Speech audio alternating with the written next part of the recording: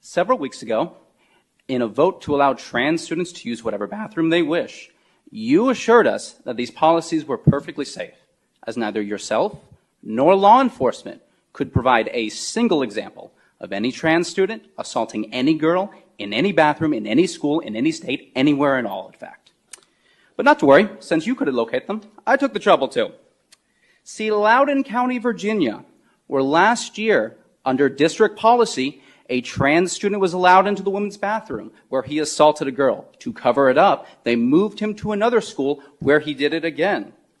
See, Irvine, California last month, where a trans student entered the women's locker room and flashed the girls there. When they confronted him, he mercilessly beat them.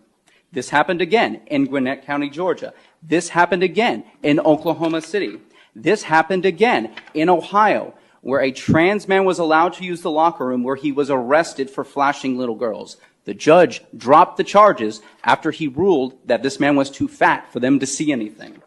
Last month, in this city, a man using they-them pronouns in a scene straight out of Silence of the Lambs hunted down and killed a female jogger because he, quote, wanted to look just like her. And before you say that these are anecdotal evidence, just note that in a survey of trans inmates in federal prisons, half were convicted of sexual assault and 90% were convicted of violent crimes, well above the general prison population. Now, it should also be noted that in each of these cases, each of these perpetrators had either changed their pronouns, had undergone transition, or had received gender-affirming therapy and accommodations thereof. Why is this important to note? Probably for the same reason we recognize as a society that you do not affirm that people with anorexia can be healthy in any way. You do not affirm that somebody with schizophrenia is hearing voices. And you do not affirm that somebody in a manic episode is having great ideas. Because when you leave somebody to languish in their false mental state, i.e. men who think they are women, they will inevitably lash out and harm themselves and those around them. People hurt other people. But I don't want to pretend and have the hubris to think that I'm going to be the one to change your mind. I'm happy to share any and all of these examples with you.